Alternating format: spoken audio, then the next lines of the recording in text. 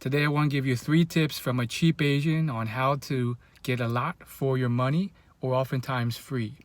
So why am I making this video? Over the years I've developed a lot of tactics to really get a lot for less or for free, and that just came from being on a budget and trying to make the most of my money and save most of my money for retirement and the future, and being that thrifty starter type mentality. So I wanted to pass on some of these because I figured there's definitely some other scrappy people who are maybe struggling to get out there and make the most of their budget and save.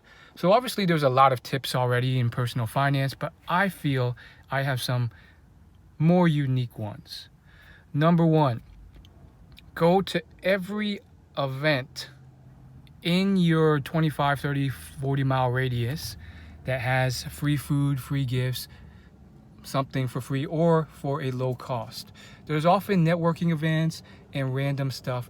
Obviously, you don't use your best judgment. Don't go to something where people are there for religious reasons and they're only giving free food for that, and you're not part of that religion. So of course that would be offensive. Or maybe something for all females and you're a male, that would not be socially accepted or friendly. But of course there's plenty of free events, especially if you use meetup.com. There's so many more than you would think.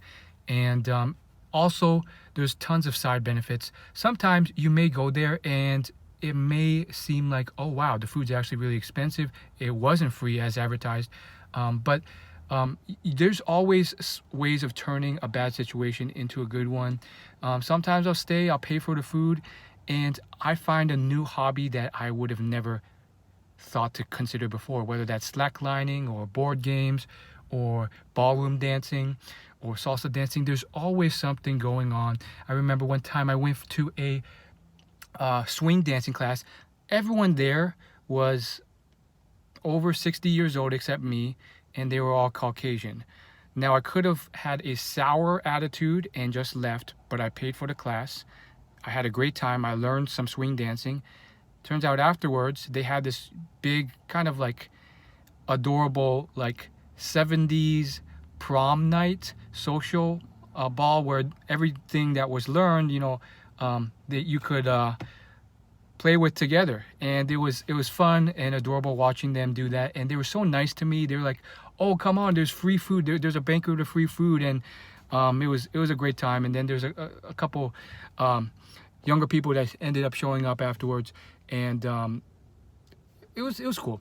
Number two is join free email newsletters for free food. So every chain restaurant, even some of the more local restaurants, they have some type of email newsletter or website where a pop-up will show up, or they have an email newsletter sign up, and they often offer either a discount or a free item.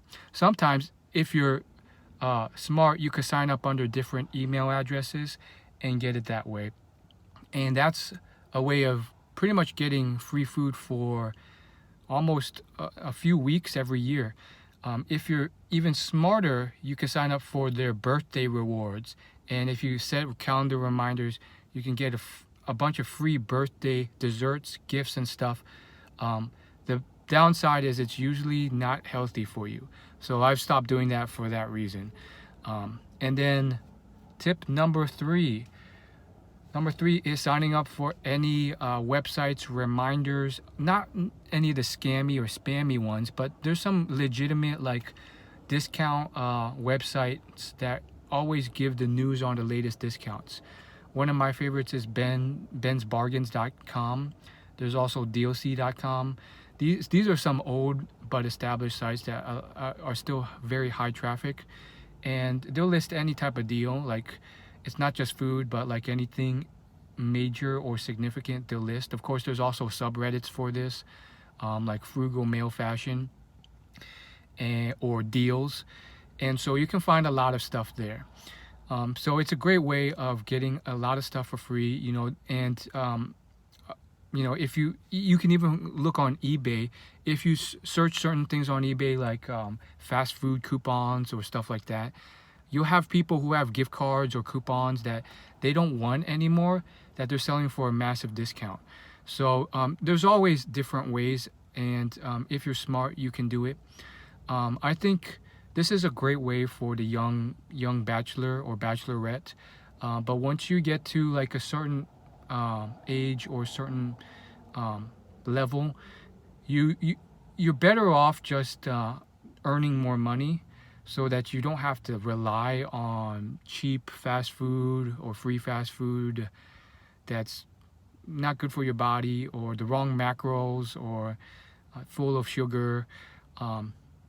And so I think it's good when you're scrappy, but at some point you have to move on to the next level.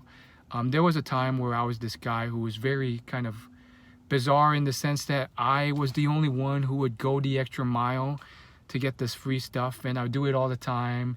And there's banquets, exhibitions, networking events I would go to, and sometimes I would get other benefits, whether those were career networking or just, finding out about a new hobby. But I think that's reserved for a certain type of person and certain situation. But of course, you want to move beyond it at some point. Thanks for watching. Hope it helped. Take care.